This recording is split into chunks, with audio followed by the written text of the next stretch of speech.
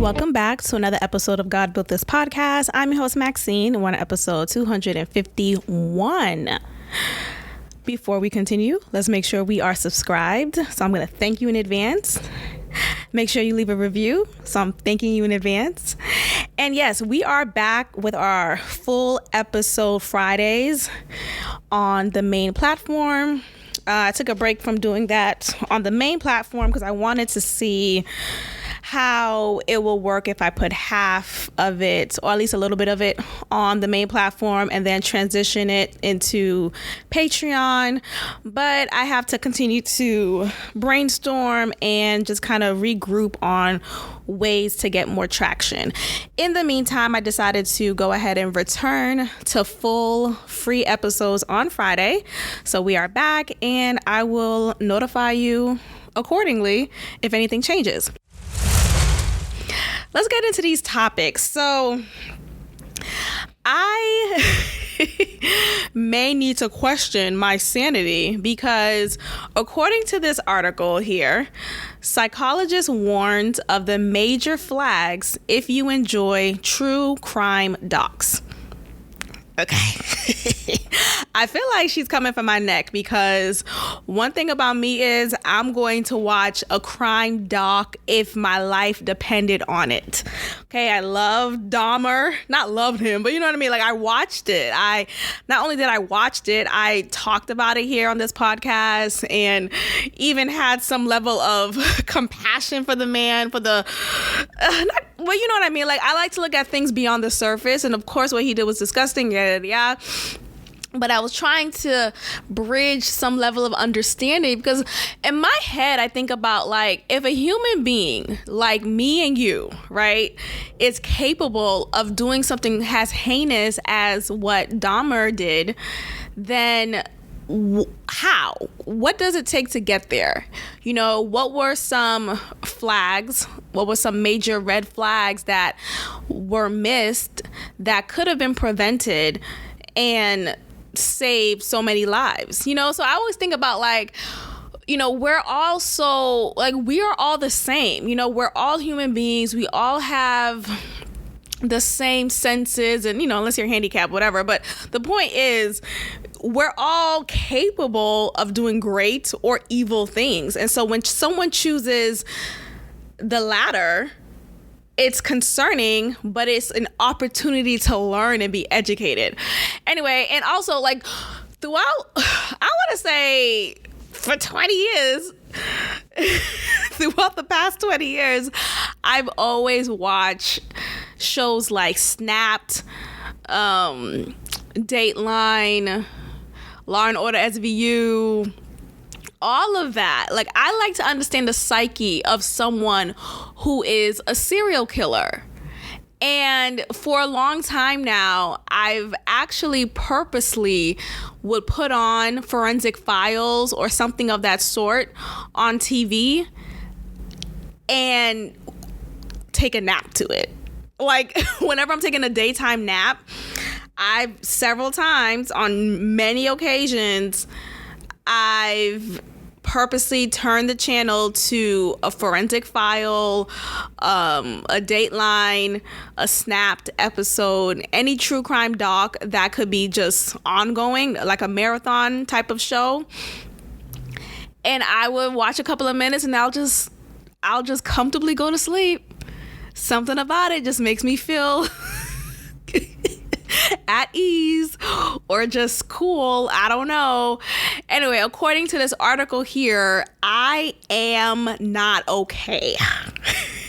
As are many of you, because I know I'm not alone. There's been this push for the past 10 years, honestly, that's been intentional for these true crime docs, true crime series on podcast level. So there's so many podcasts out here that is specific about serial killers and that's the psyche of a criminal and ongoing cases and past cases and how to solve this murder and that murder and, stuff like that. And this has been a money maker. To an extent at least, everyone connects with the intrigue of a killer. Like, there is something fascinating about someone who kills, someone who does it more than once, someone who is malicious about it. And there's something, dare I say, exciting, but there's something to that. Okay, so let's look at this article and talk about why it's a major red flag according to this psychologist. So it says here, in recent years, the popularity of true crime documentaries has absolutely soared, but now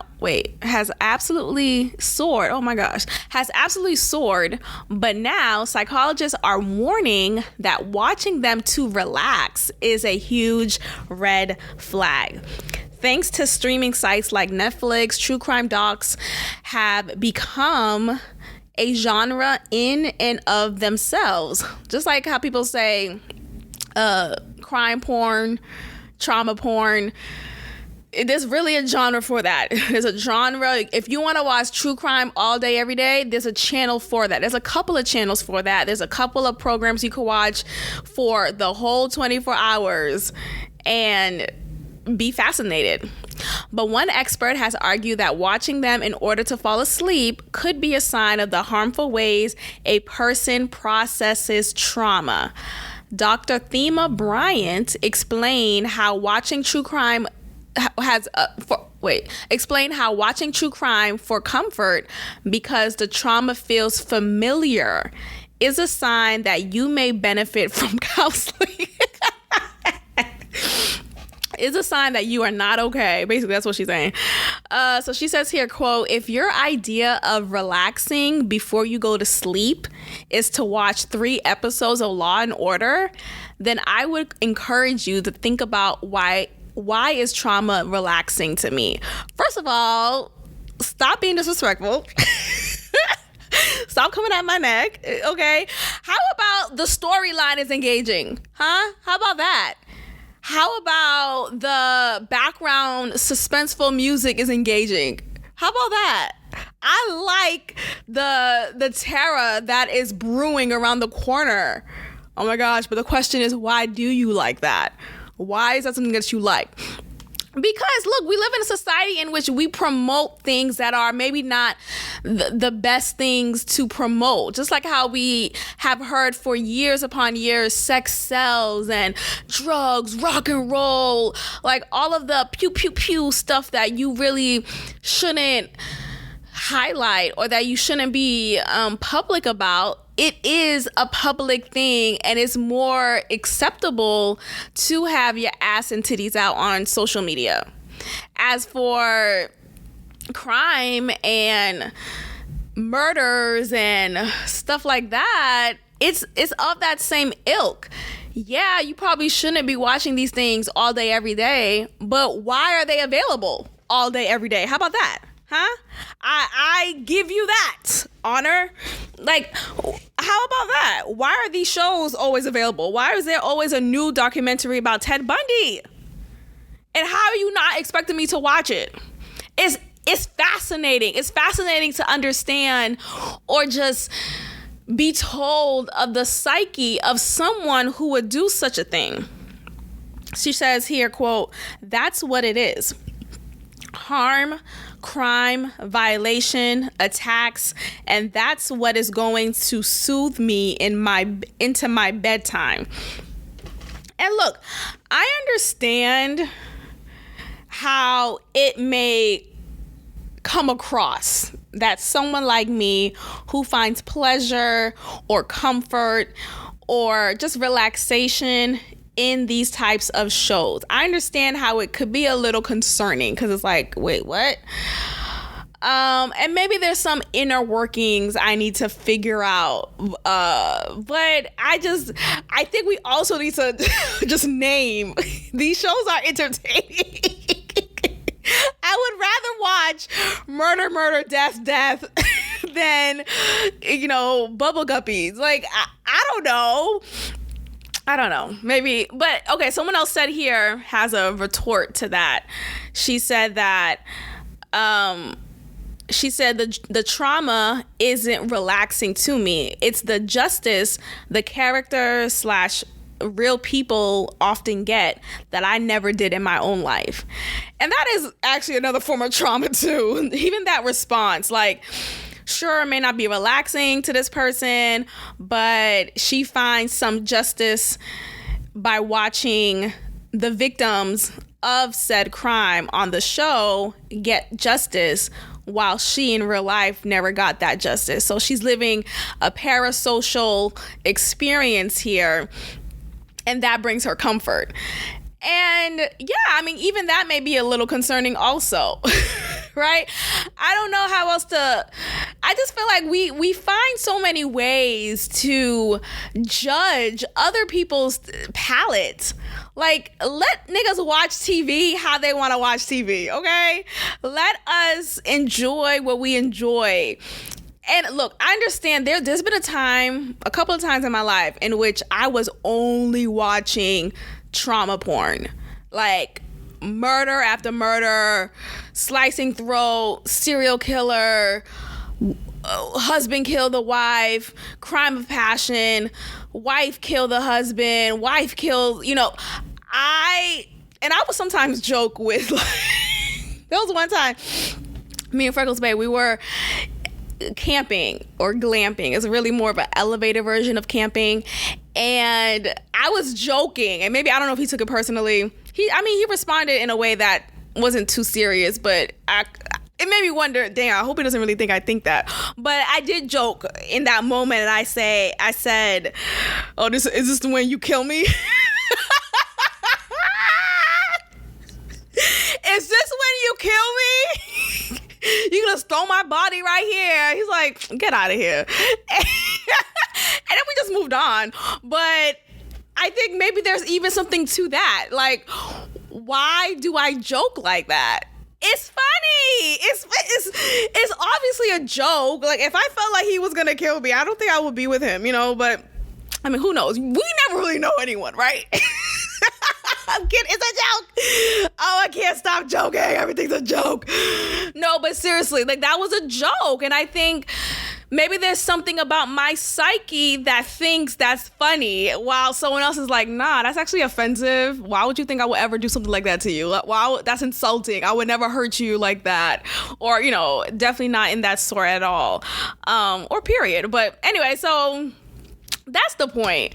I just feel like, look, so there's been times when I was just only watching just crime porn, trauma porn, all that jazz, and just dark stuff.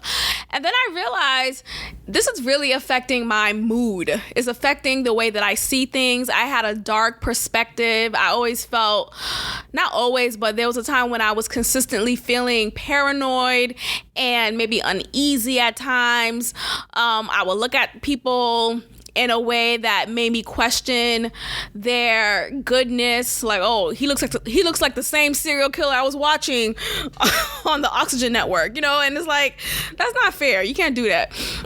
So I took a break from watching it consistently. And I don't think I watch it as consistently as I did when I was younger, because now I am aware of just how my psyche is affected by certain shows.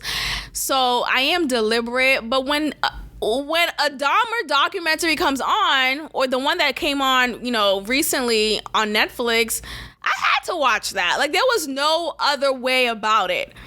It was law for me to watch it.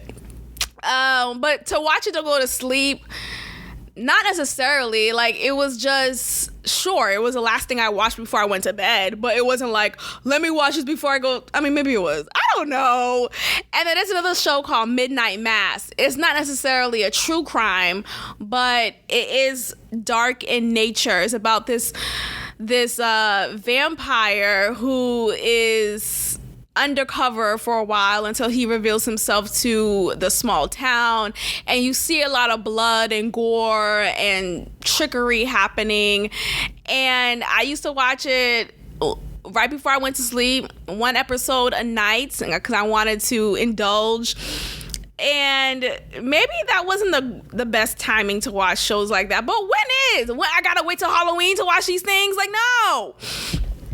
Anyway, Dr. Thema, whatever, Dr. Bryant, look, I understand your concern, but there should be a balance here. Like, let us watch these things, because one, it's really educational. Honestly, it does allow you to be self-aware or just aware of your surroundings, because you don't know who could be around you and what guardrails to put in place to protect yourself from a possible attack.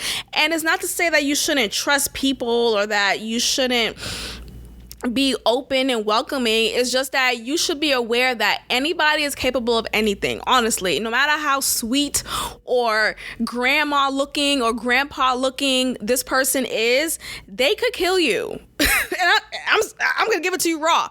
They could kill you. So you gotta be on guard. Don't just be going up into anyone's house. Don't just be, oh my gosh, it was like not too long ago, I was looking into getting another dog, and I found this person through Facebook, and she gave me her address. So we was communicating prior to, and I wanted to meet the dog before I made my decision. And so I arrived to the address.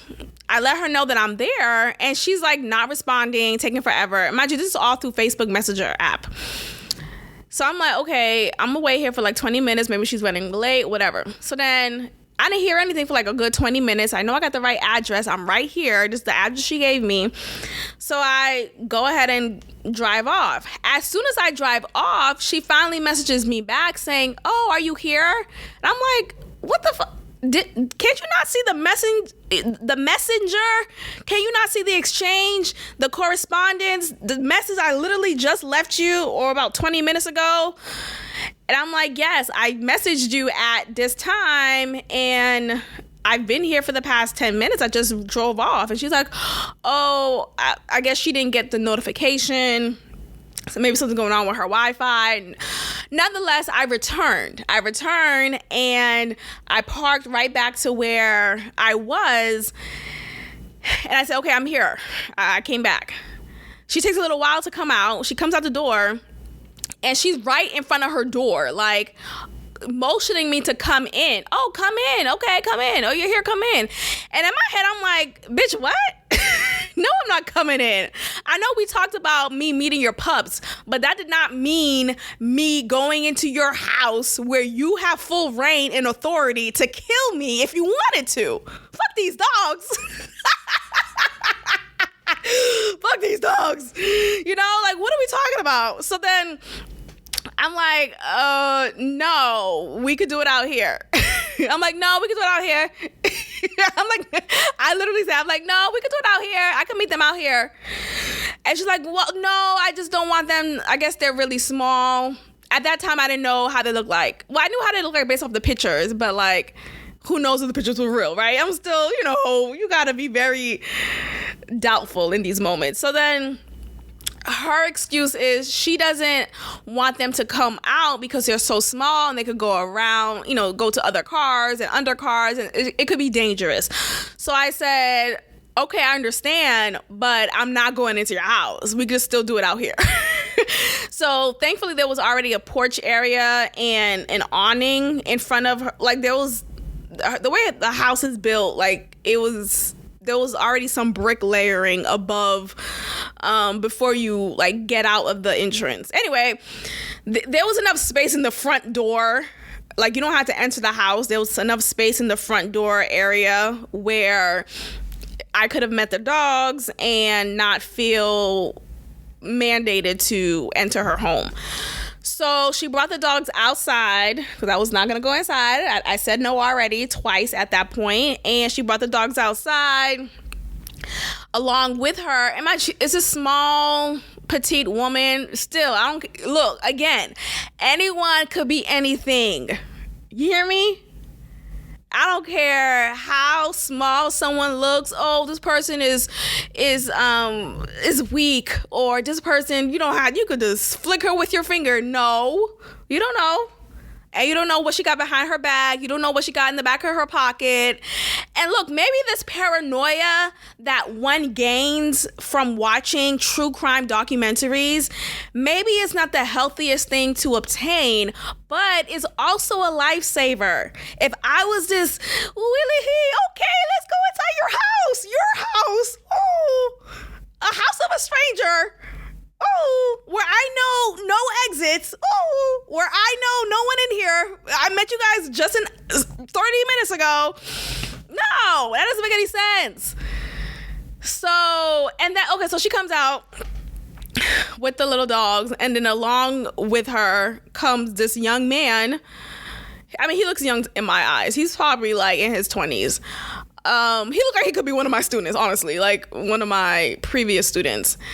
Anyway, he comes out bare-chested with his drawers on, carrying a couple of the other pups also, because I guess she had a litter, so she had a couple of pups to look at, and I saw that from the pictures also, but I was seeing it finally in person, and I'm just thinking in my head, again, my mind goes to the dark.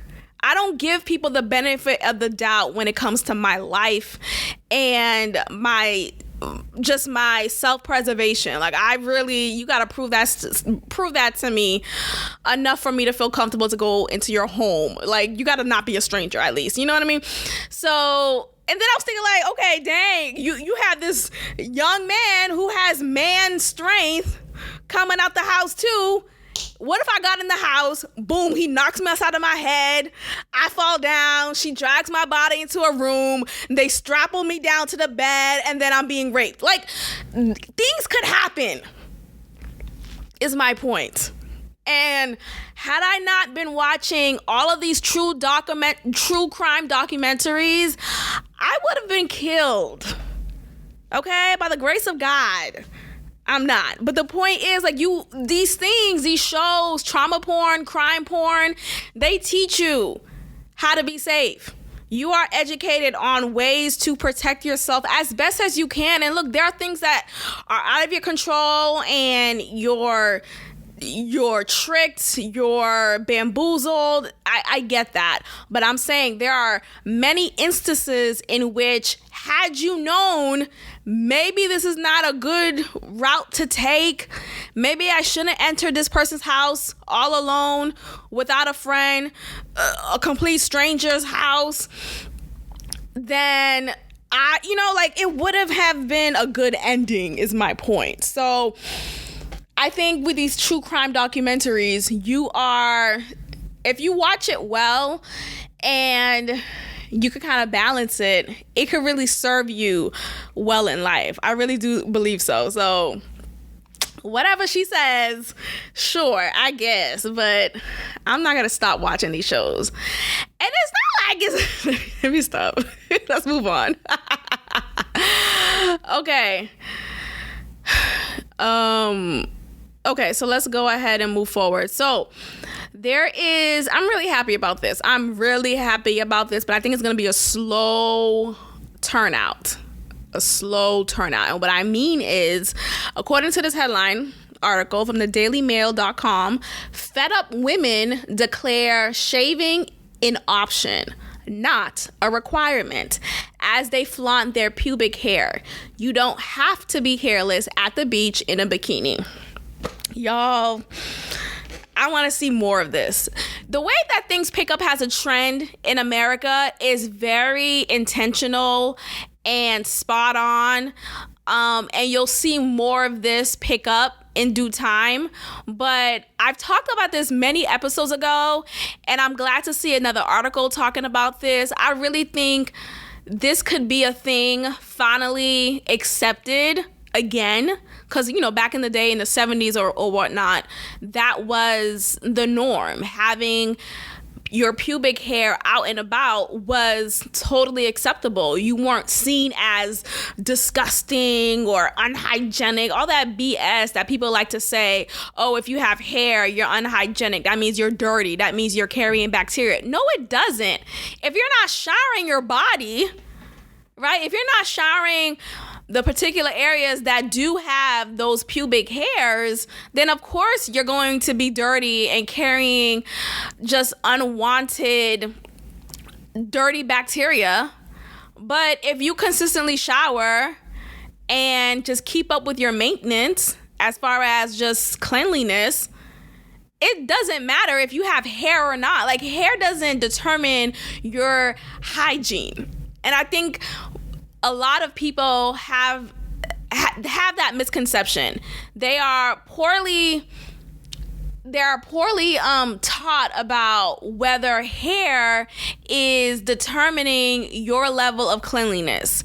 So 2 women have created a stir online after declaring you don't have to be hairless to go to the beach. These 2 women pose proudly in tiny swimsuits with their natural hairlines very much on display to make their point clear. It's your personal choice to shave, wax, or grow your body hair. There's no wrong way for your body to look. And I just love that. And you see these pictures, of their hairy punani. No, but I think it's beautiful. I want us to, just like how we're in this age of, what is it called? Body positivity. I think the same, this also fits in that umbrella, right? If you want to talk about body positivity, you could also add on to the fact, hey, someone is choosing to let their pubic hair grow on their body. Let's embrace that also. Don't just body positivity me about your weight, and the lie that comes with you don't have to lose weight to be healthy, but the point is, with pubic hair, women have been put under so much pressure, and it's not even only by men, it's by women. There's been women who, I remember one time I went out with an old college friend of mine years ago, and it was post our college experience, and we're starting our early adulthood, and we were out in the town. I was wearing a sleeveless dress. We were in the bathroom. I happened to raise my arm, and I had hair under my arm. The way my hair is, because there's different textures of hair. I'm not a white woman. I don't have their texture hair. I have kinky coarse hair throughout my body, unless it's like my legs and it's like a different texture. But the point is, my pubic hair is 4C. It is still 4C, and I will not get a relaxer. So anyway, I happened to raise my arm for whatever reason. I don't know. And then she's like, ew, what's that? I'm looking at her like, what? Like, bitch, what? Are you a transgender? Do you not know what underarms are? Underarm hair, armpit hair is? Like, what do you mean was that? And I'm like, oh, I didn't shave. Like, oops, I'm like, oh, I didn't shave. Like, it totally missed my mind that I didn't shave, and I shouldn't have raised my arm the way that I did. I should only holster my arms up beside my waist. Oh my gosh, you are disgusting. You bitch, get her. Oh my gosh, how dare you love your body as it is. How dare you, bitch. Like, girl, what? And then this other girl, who I don't even know, who just happens to be in the bathroom at the same time, talking about, oh yeah, I never leave without shaving my arm. Like, first of all, who are you? Jenna, or whatever your name is. I have a Jenna in real life. I know a Jenna in real life, not her. I was trying to think of a random name. I thought of a name that I actually know who's actually friends of mine. Anyway, but the point is, I had this friend of mine shaming me for having my armpit hair out and me daring to be out in public with it. Like, are you okay? Is everything all right? And she's like, oh my gosh, I just like so taken aback. And I just said to, what did I say? I was just like, yeah, so I literally could, if I happen to not care or like really make it a big deal, like I really just be like, okay, so. And she's like, oh, I would never just have it. I'm like, what? Okay, but I'm still clean. It was just, again, the same BS of, oh, but aren't you more smelly now? Aren't you, less hygienic now because you have hair? No, actually, au contraire, and this is for both your pussy hair and your armpit hair. You are protecting your sensitive parts when you are letting your hair grow. Okay? You're protecting your hair. It's a barrier. It acts as a barrier. Your pubic hair acts as a barrier for your sensitive areas to prevent it from being affected by infections, bacteria, viruses. Literally, your hair is that barrier. It is the stopping point before any infection could go into your vagina or on your lips or your urethra. Like, it is protecting you. And it's so amazing to me because literally you are built, you are created with purpose, on purpose. Your body is a testament to how God built you. And for us to now be conditioned and indoctrinated to believe that our natural self is disgusting and unhygienic, it's really the work of the devil. I mean, at this point, I'm just going to name it as that because I condemn you. I condemn you. It's the work of the devil. How dare you make me feel ashamed for wanting to be comfortable in my pubic hair? Hello? Anyway, so yeah, I mean, so sometimes I don't wax it all off. Okay? When I'm in my bikini, whatever you see is whatever you see.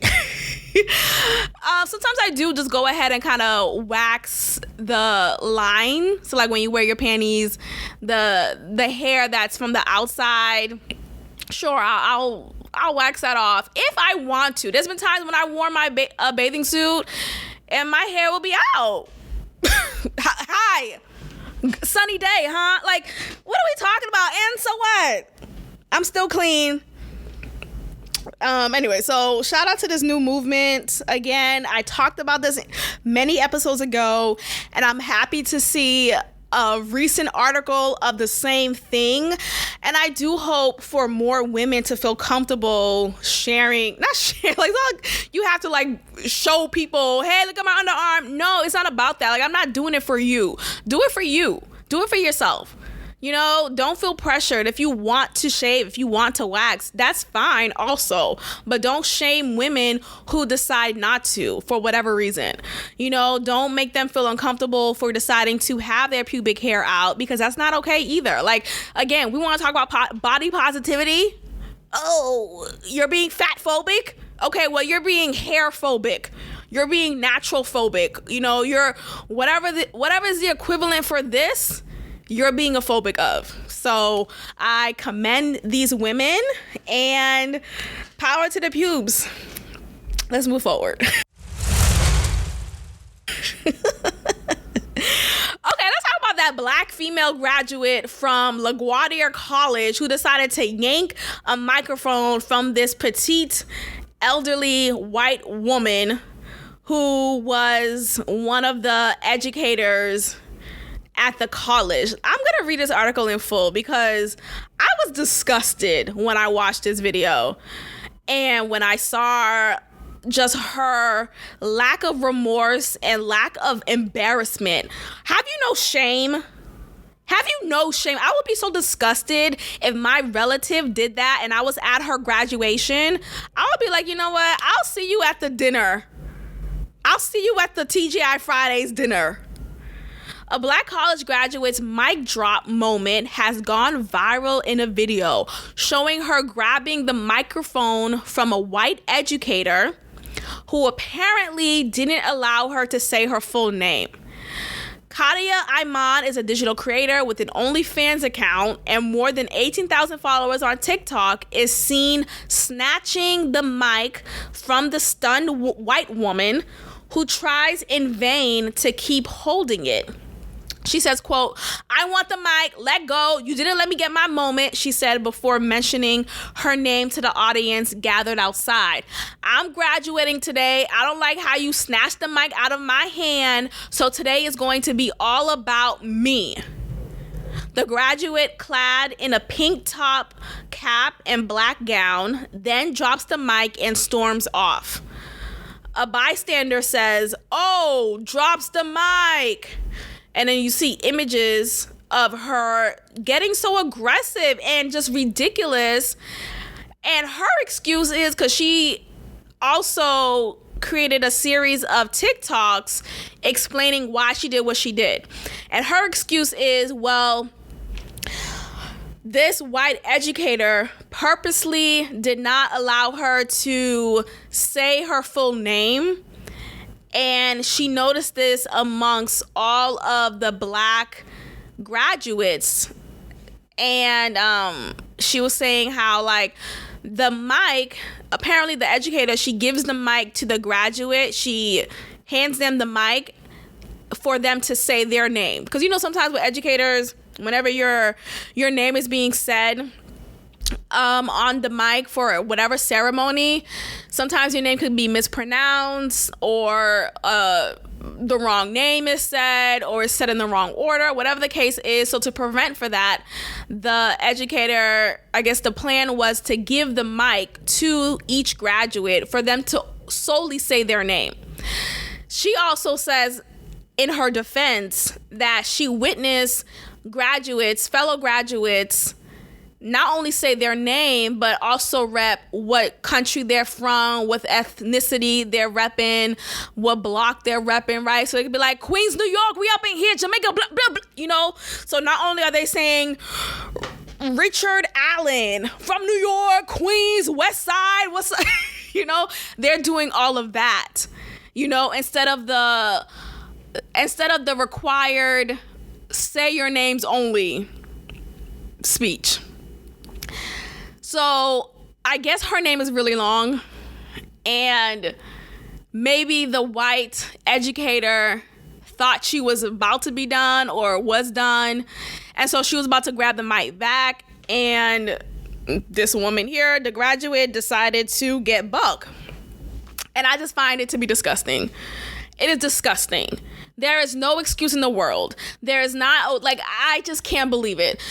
Also, after that, another graduate who happens to be black said none of that happened. Like, the defense that the graduate is saying did not happen. Like, she let everyone say their names, and she was hostile for no good reason, basically. So this was a viral moment, and I just find it to be very shameful. I would be so ashamed. If this was my child, if this was my cousin, my sister, I would be so ashamed. Someone even said, I think it was Candace Owens, she was like, no, I don't think it was it her? Someone said it, that her degree should have been revoked. Now, I won't say all of that. I really won't say all of that, but I do think there should be some shame in, like, you should be ashamed. Like, I remember the days when you even stealing stuff from the store was an act of shame. Like, you just embarrassed your whole family by stealing. Like, it was a big deal. Now you have graduates yanking mics from their educators, from their professors. Your professors are supposed to be revered. You know, your professors are supposed to be sitting on a pedestal. Just because they're a professor, they may not even be your direct professor, but because they're a professor, they're this established doctorate.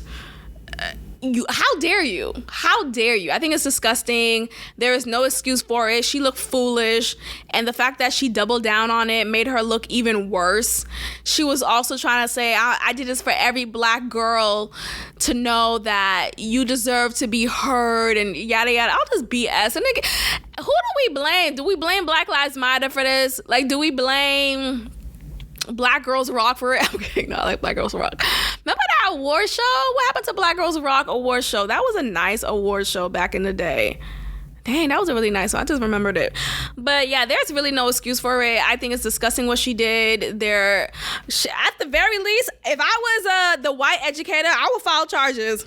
I was assaulted. You yanked a mic from my hand. You basically weaponized the mic. It could have been used as a dangerous weapon towards me. And I was in fear of my life because of your hostility. Okay, boom. There we go. Your future gone. It's like, that's me being hasty. But no, that's disgusting. Because one, you embarrass yourself. You embarrass me. And you embarrass the whole class. Like, now you made this moment about you when it's not only you. Like, there are other people graduating here. You are not a class of one.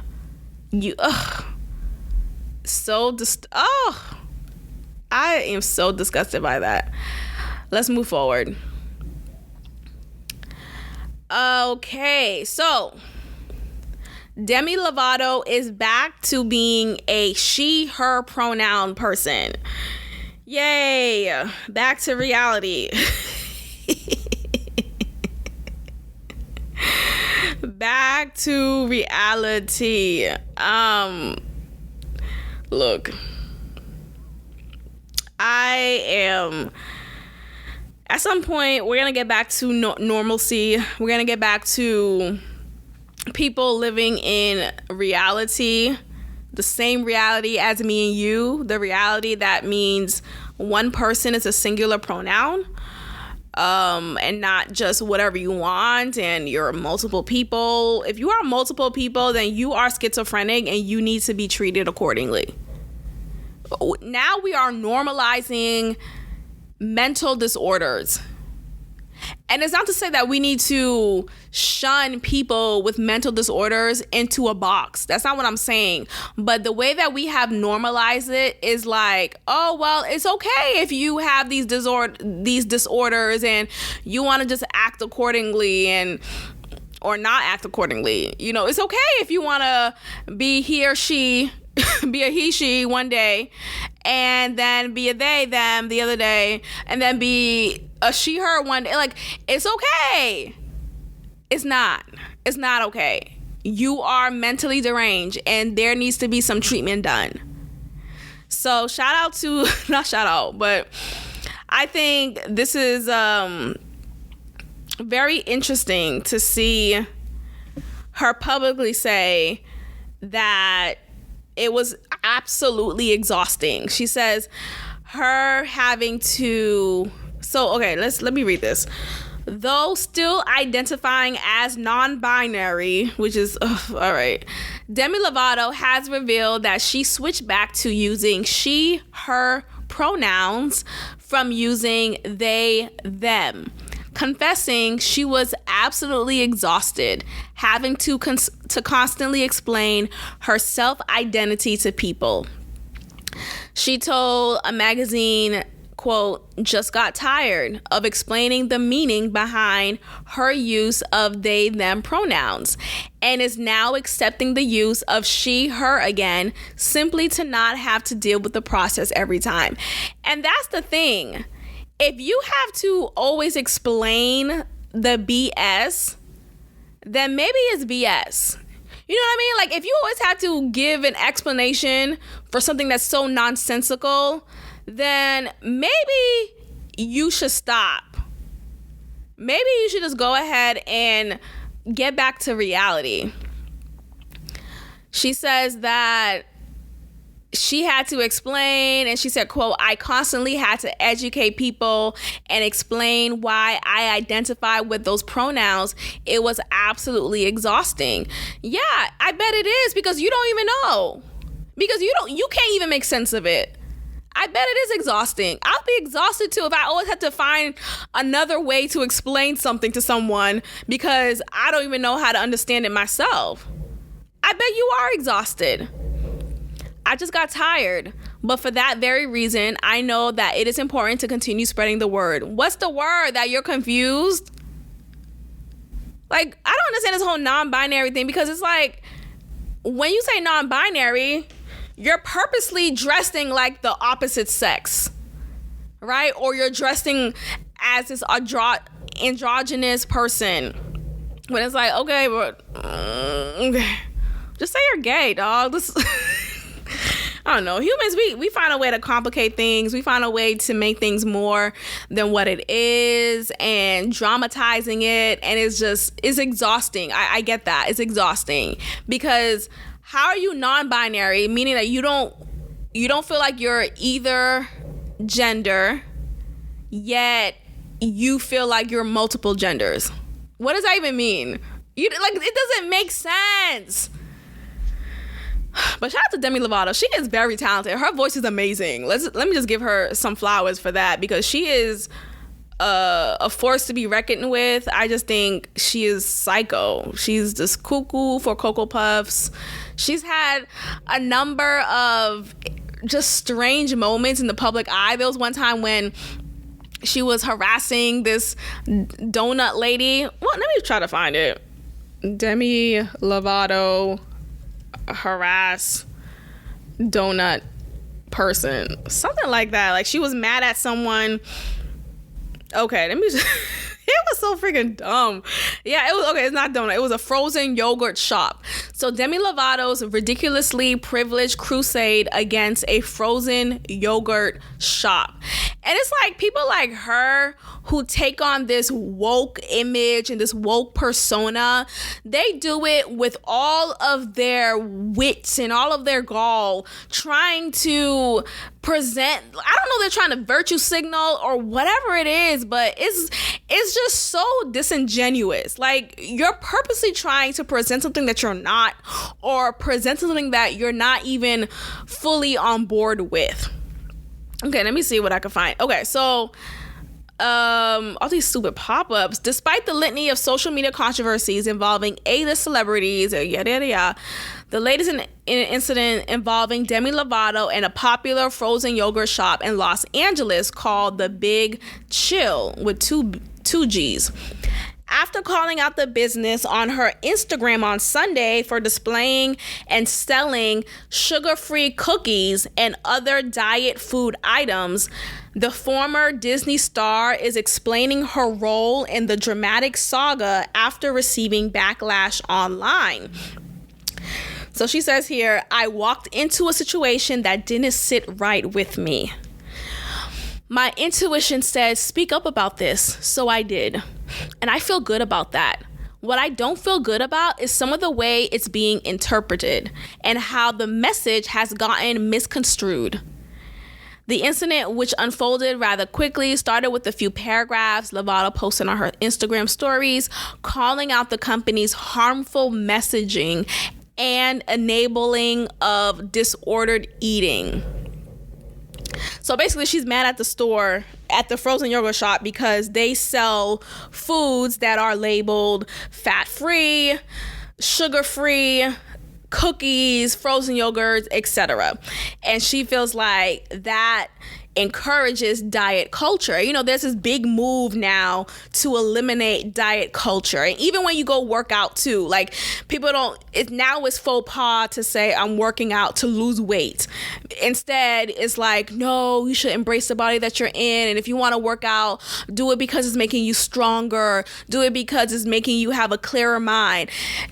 Okay, all of that is true. And I'm losing weight in the meantime. Hello? And I'm losing some fat. And I'm able to breathe better because I lost some weight.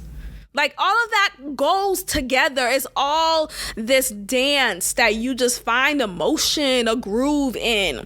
You know, so this idea of, oh, I'm only working out to get strong. Like it's a singular workout that's only for strength. I mean, I know there's strength building workouts, but like in the meantime, you are losing some fat.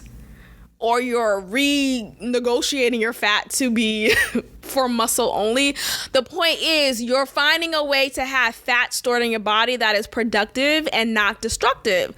So anyway, this whole move of like diet culture and you shouldn't be on a diet anymore. Just like shaming people again. Shaming people for a decision that they make on themselves.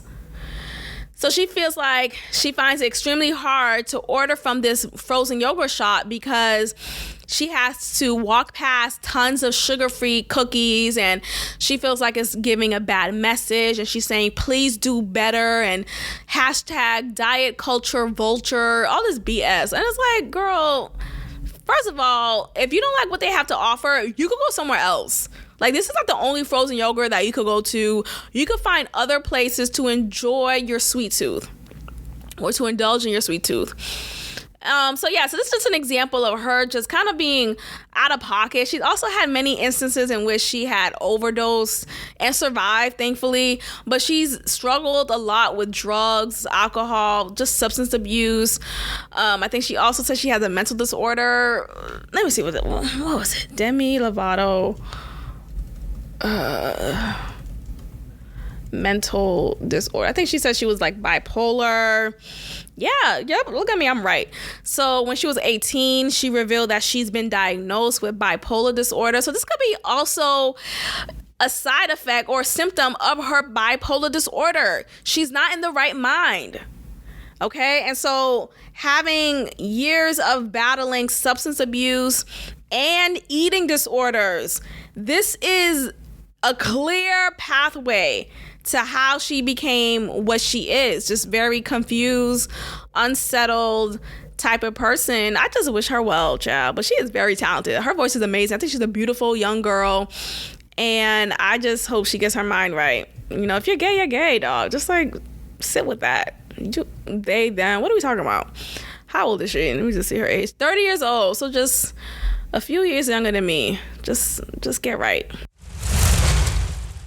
Okay, let's see. Jonathan Majors. So, quick update on this. I don't think I talked about it since me declaring his innocence.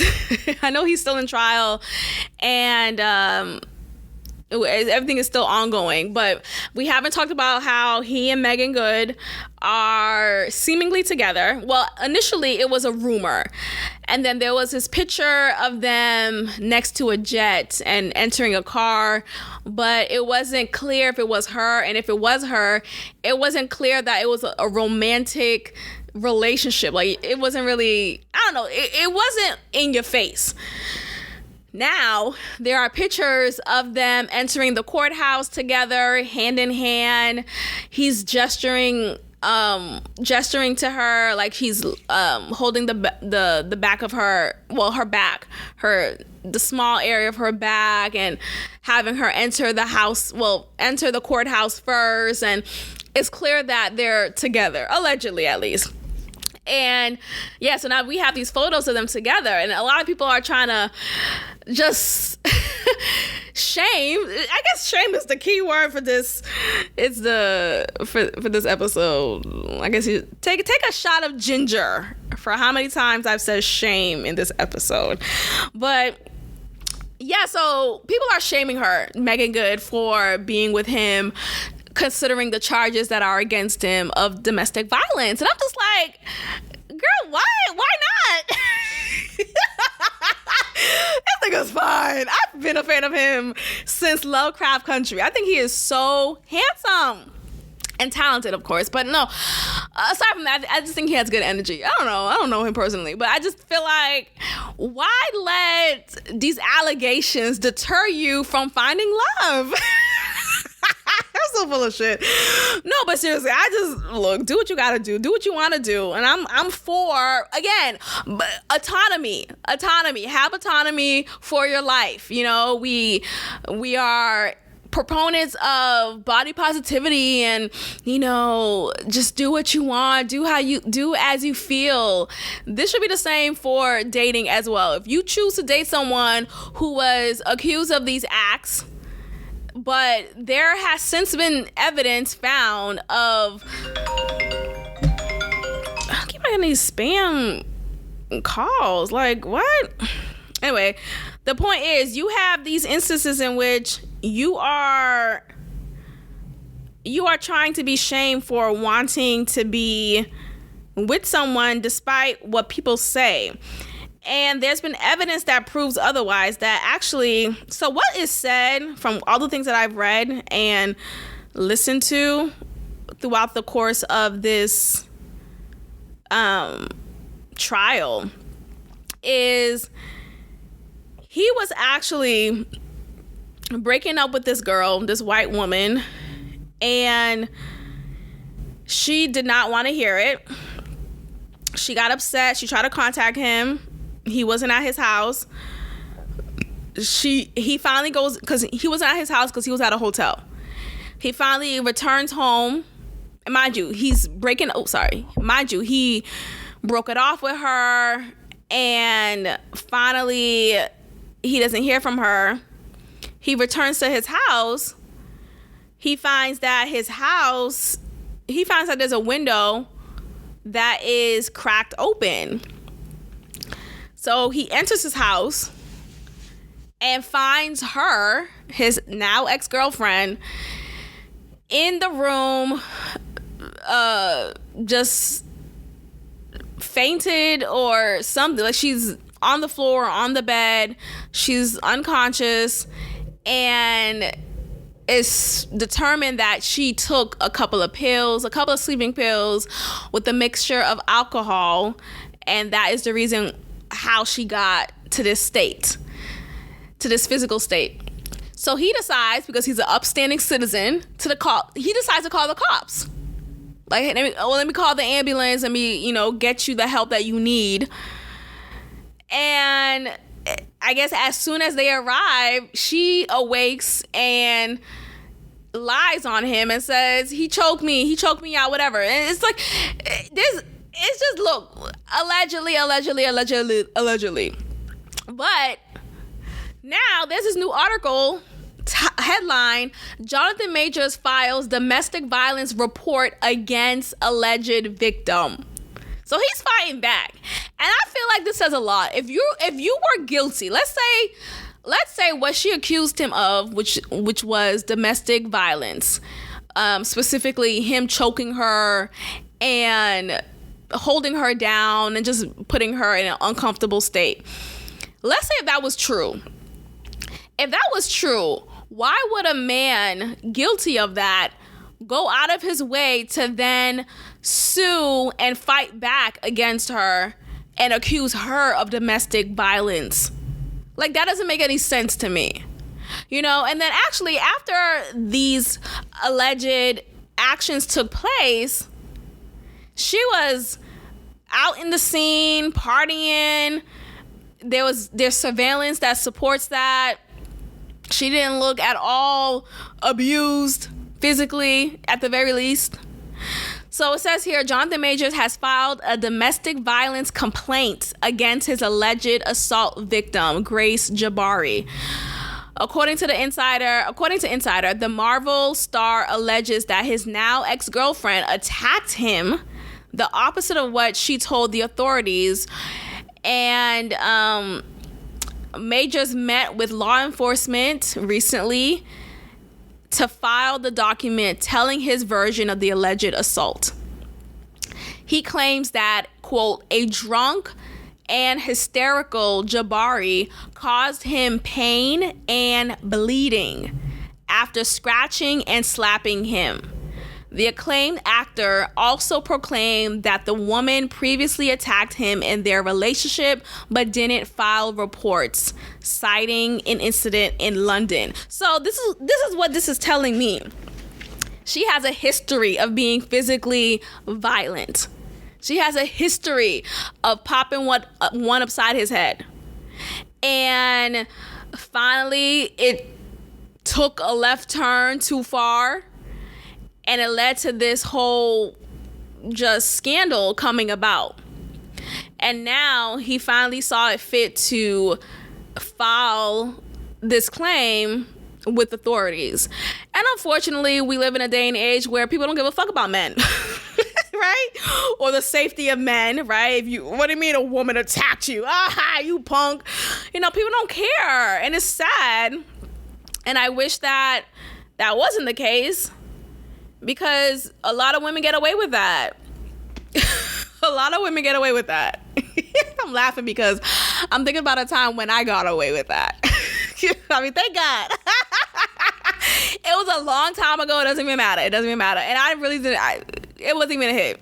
And he's shorter than me. So That's on you. No one told you to stop growing.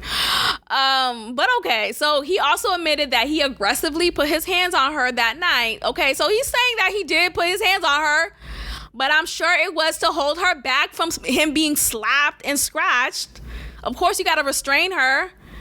I hate when women just be like, some women will be like, oh, you should never put your hands on a woman. As a man, you should never put your hands on a woman. Sometimes you have to. Now, thank God that short man who I put my hands on, he never put his hand on me. What if he did? I probably could have taken. I could have taken him out. I could have been like, nigga, get out my face. And I had a weapon on I had an iron on me. I could have taken him out. Had it gone further. The point is, there are instances when a man needs to be physically aggressive with a woman to protect himself. That's what I'm saying. I'm not saying has a first move, right? I'm not saying he starts it off and he just starts hitting her. That's okay. No, that's not what I'm saying. I'm saying in times when the woman is scratching, slapping, punching, throwing things at him, and being very aggressive as the man, I'm not saying you got to slap her up, but you could pin her against the wall, tell her very straight in her face, don't you ever put your fucking hands on me again. But, buck up with that little baritone of yours. Buck up. Let her know who's the nigga, who's the man. So he says here, he said he admitted that he aggressively put his hands on her that night, but it was to pull her back in the car, fearing, he wasn't even trying to hold her back from scratching him. He was trying to hold her back from what she could do to herself. But it was to pull her back in the car, fearing that she would be hurt by oncoming traffic. During this moment, she grabbed for his face, coat, and phone. Maybe he should just let her go. He should have been like, you know what? If you want to go ahead and get run over, get run over. With the incident making its way into the street, Majors recalled, I was worried she would be hurt by traffic, so I physically picked her up and put her in the car. That reminds me of that song from Trey Songz. He's like, what's it called? It's an older song from one of his like mixtape playlist song. Wait, he's like talking in the song, and he's the girl is, they've been arguing and she's been drinking and she's mad and she walks out and she's about to get in her car and he snatches her keys like, no, I don't want you to get in the car like this. You stop. Let's stop. Oh, that was a good song. Oh my gosh. Let's see if I can remember. I can't find it right now. But the point is, sometimes you gotta get aggressive.